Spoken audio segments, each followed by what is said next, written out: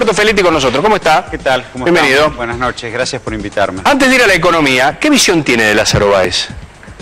Me parece que actúa la justicia, digo, cuando él se siente, si es que se sienta, frente a un banquillo de acusados en un tribunal, en un juicio oral, bueno, ahí tomaremos posición. Hasta ahora, que la justicia investigue, porque si no perdemos presunción de inocencia. Está claro eso. Se han tomado un conjunto de medidas procesales, se harán los peritajes, en algún momento si corresponde, lo procesarán, y ahí recién cuando él se siente frente a un banquillo de acusados, frente a un tribunal en un juicio oral...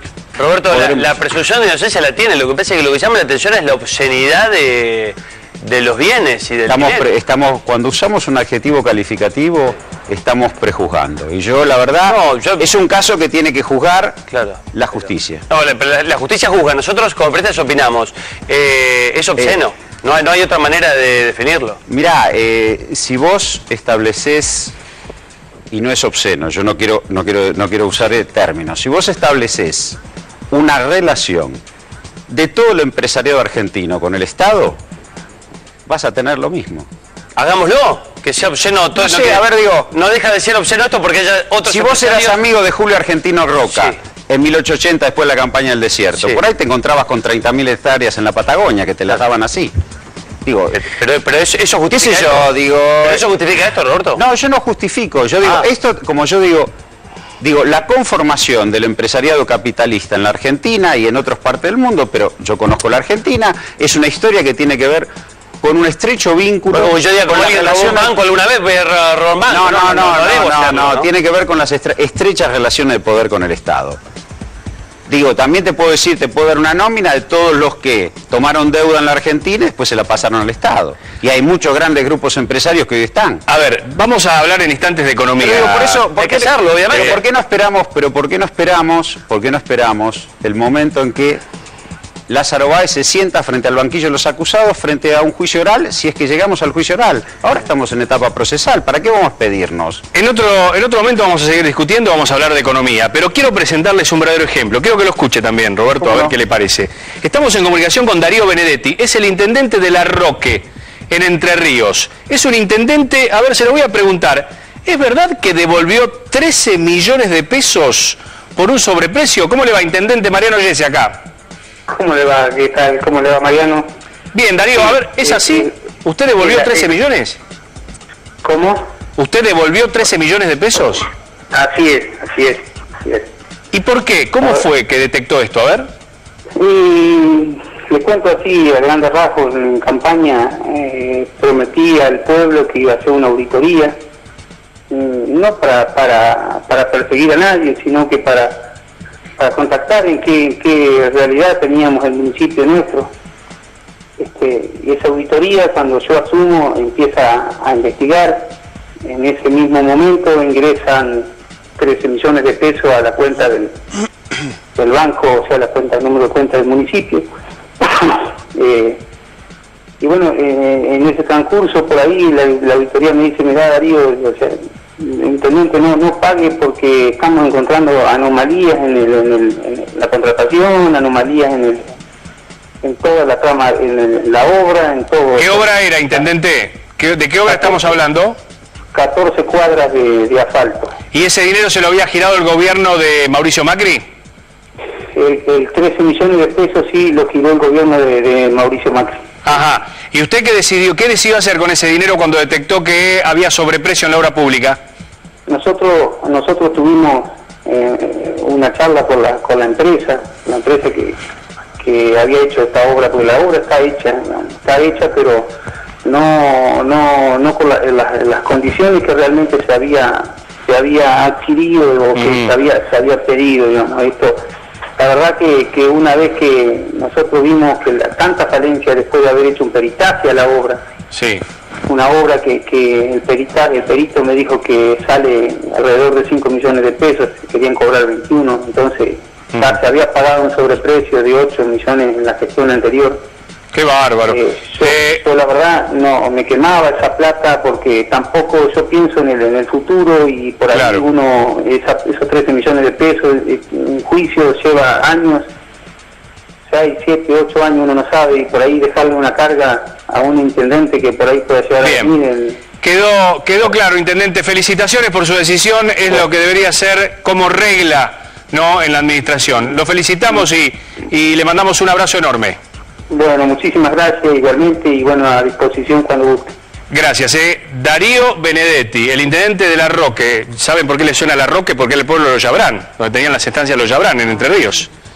Por eso le suena La Roque. Típico, Mariano, es un pueblo del interior. Este intendente detectó sobreprecio en la obra pública y no lo mandó a una financiera de Buenos Aires, qué atípico, en Madijas, no lo mandó fuera del país, ni compró estancias. Lo deben tildar de mal bicho, o está mal visto este hombre. Porque hace lo que en la política no se hace, y no se hace en la política. ¿Quién devuelve la plata, Feletti? ¿Quién devuelve? Usted lo mira, la verdad es que esto no es común ver en Argentina. Un hombre que diga que... Perdón, yo tengo no habla usted, varios años de función pública y todas mis declaraciones juradas están presentadas y no hay un peso que no pueda justificar. Digo, no, pero yo no hablé caemos. No, pero no hablé de Roberto Feletti persona, como funcionario público.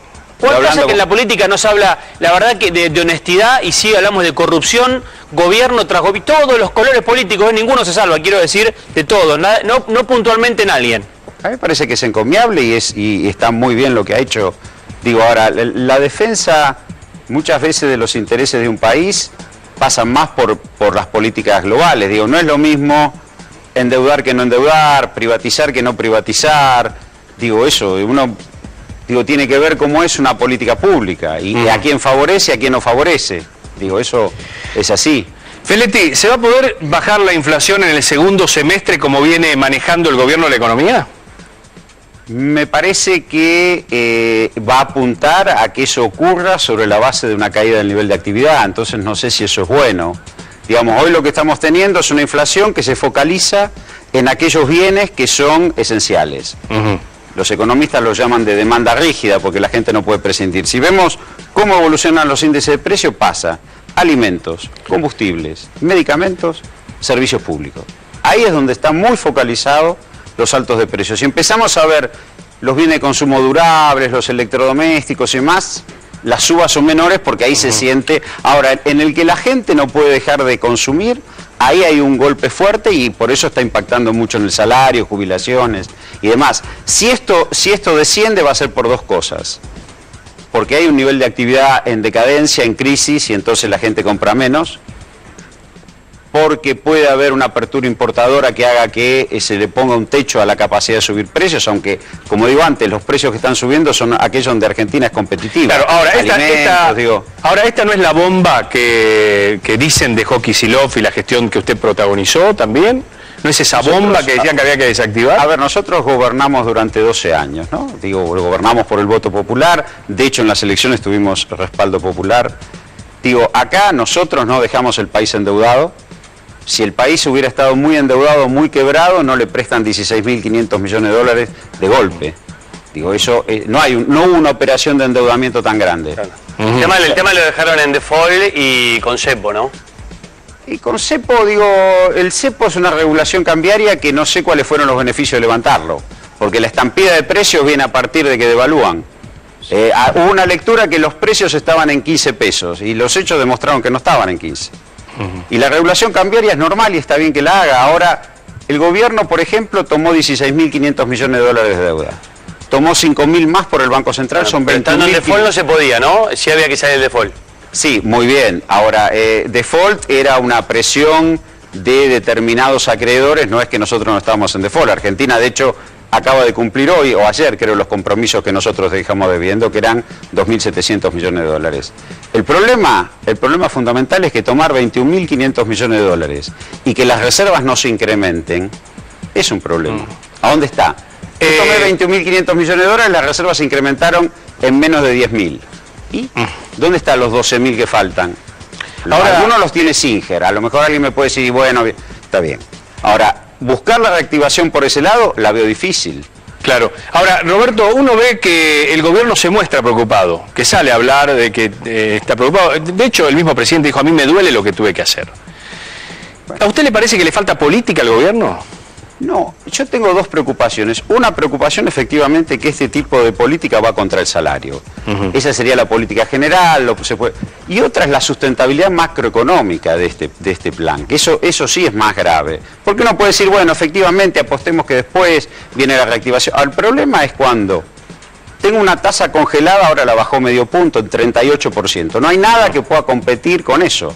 Nadie invierte ni para comprarse un departamentito de un ambiente para alquilar, contra 38% de tasa. Segundo, esto que estamos diciendo, está tomando deuda y las reservas son menores. ¿Dónde están los dólares para la reactivación? Ahora eso en lo macro, pero digo, en la economía nuestra de todos los días. Por ejemplo, aumentó el transporte y aumentaron la tarifa social. En la economía está pegando y se está viendo.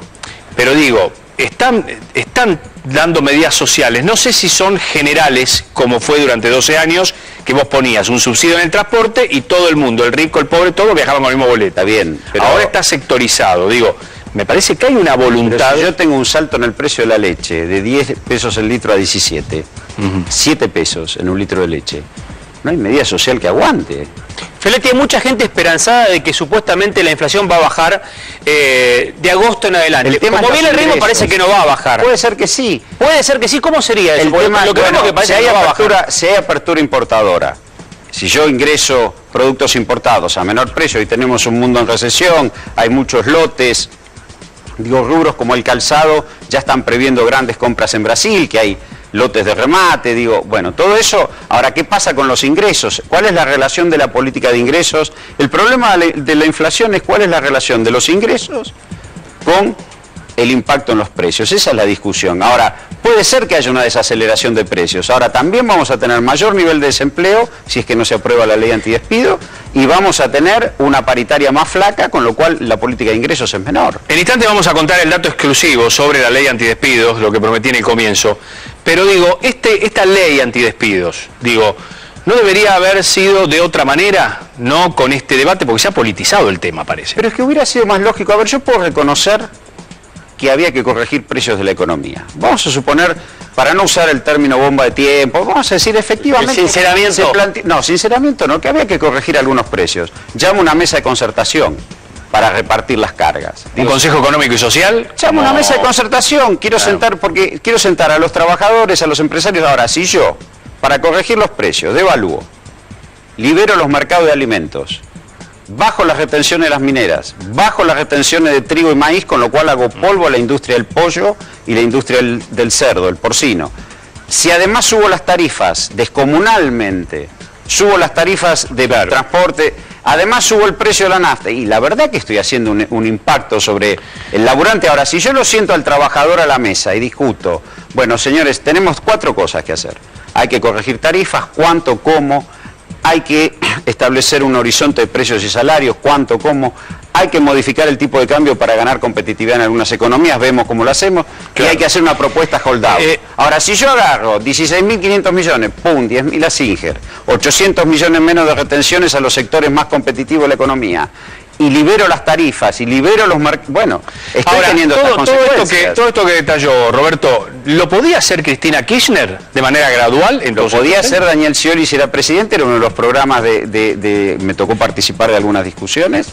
Esto de la búsqueda de una concertación, en todo momento el peronismo buscó concertar. Ahora quedó solo Scioli, ¿no? Roberto, una pregunta. Pero también, ojo, sí, pero quedó solo, recordemos que sacó 9,5 millones de votos en la primera vuelta y 12 millones en la segunda. Pero es como dicen ustedes, los políticos, es contrafáctico, ¿no? No, es contrafáctico, yo lo digo. Ahora, si me preguntás qué haría yo, hubiera llamado... Pero la pregunta es esta, Roberto, ¿hicieron algo mal? Porque la verdad cuando uno lo escucha a Kicillof no se equivocó en nada. Cuando lo escucha usted, mucha autocrítica. No, yo estoy diciendo... ¿Se equivocaban en algo o hicieron todo bien? Si hicieron todo bien, ¿por qué no lo votaron? No, a ver, yo estoy diciendo que había cosas que corregir. Por ejemplo, deme caso, alguna autocrítica. Y bueno, esto que estoy diciendo, había que modificar los precios de la economía para relanzar el crecimiento. Y había que necesariamente regularizar los pagos con el exterior, por el ataque especulativo de Singer. Claro. Ahora, eso no quiere decir que voy corriendo y le pongo 4.700 millones de dólares a Singer. A ver, vamos a escuchar corrijo las tarifas aumentando un 5%. Porque la nafta y el supermercado aumentaba también antes, ¿eh? Sí, pero hoy tenemos la nafta en $1, hoy tenemos la nafta premium en $1.20, $1.30. Cuando estaba privatizada YPF con Repsol en la época de la convertibilidad, era 2 pesos 2 dólares la nafta y el barril de petróleo valía 20 dólares. Bueno, pero la ganancia que tenían las petroleras en era muy diciembre con rentable. el cepo el litro estaba a $1,50. Sí, pero tenías regulado... O sí, casi pero, 2. Sí, pero estaba regulado el comercio... Porque si no, cuando nos conviene... No, estaba regulado el comercio, estaba regulado el tipo de cambio. Y cuando no. Para todo tipo, nos hace enojar a todos. No. Te enojas en el debate, digo, es razonable lo que estamos discutiendo. Ahora... Porque digo, con el dólar oficial a 9, el litro ya costaba 15. Pero si yo llamo... Costaba casi $2. Está bien, pero si yo gano las elecciones y llamo a todos los gerentes de empresas para que asignen recursos en la economía conforme a una tasa de ganancia, estamos acá. Claro. Bueno, vamos a escuchar al presidente Macri. A ver, ¿le cree al presidente Macri? Vamos a escucharlo y después lo debatimos. Los números que hemos mostrado, sobre los cuales queremos debatir, muestran que abril contra abril, o sea, abril del 2015 a abril 2016, hemos generado 60.000 puestos de trabajo en Argentina.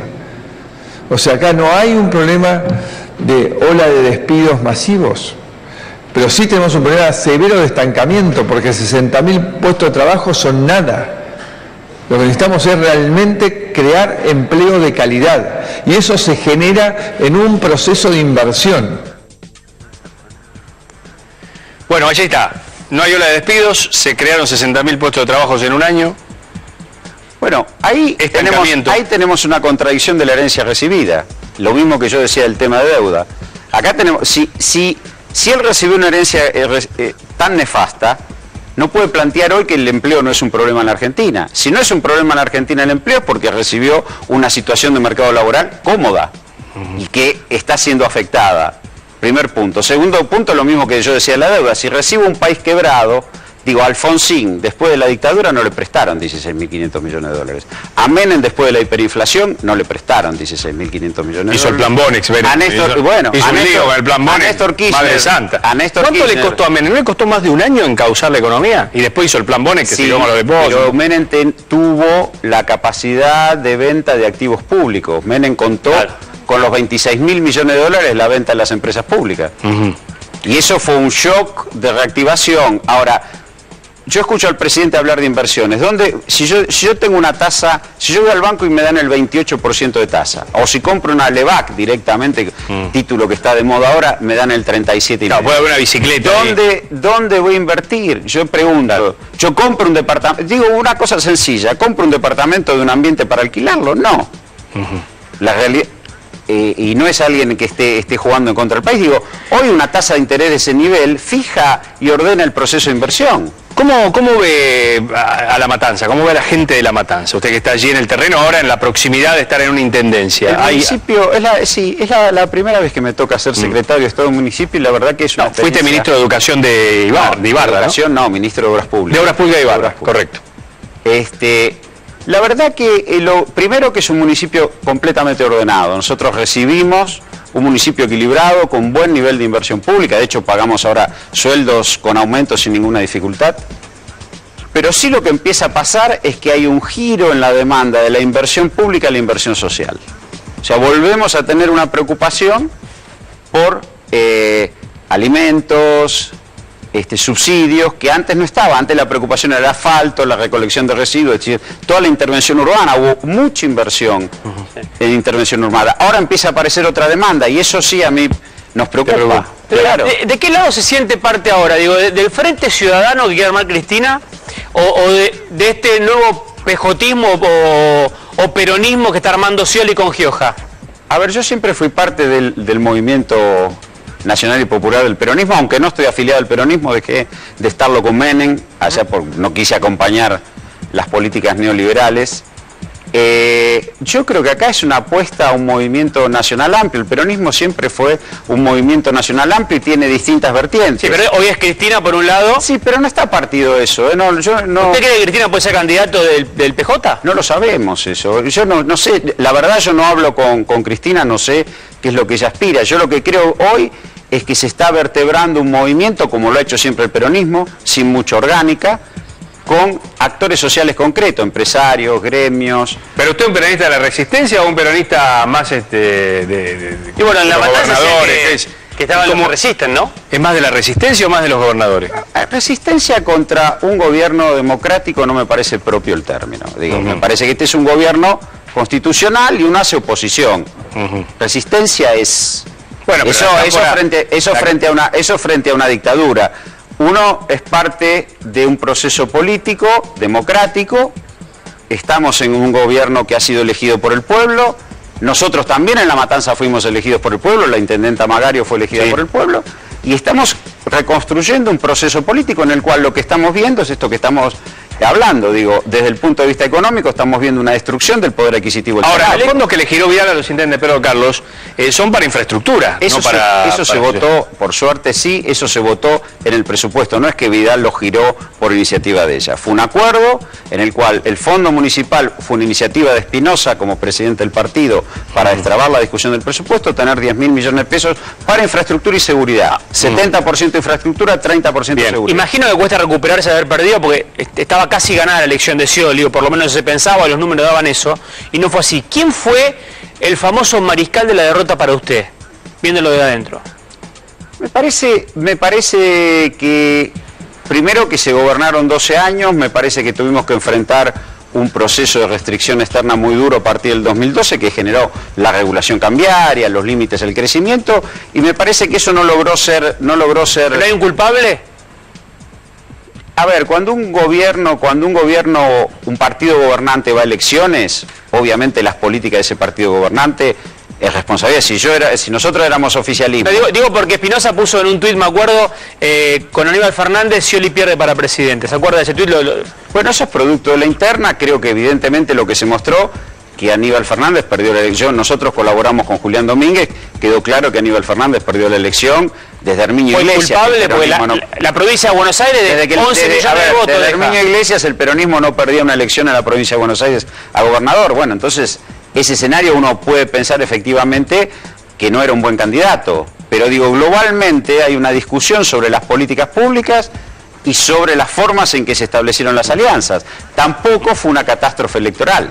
Claro. De hecho, si hoy está rearmándose el peronismo, no fue un masazo que no nos podemos recuperar, no hubo un repudio electoral. Roberto Feletti, gracias por su presencia. Gracias a ustedes.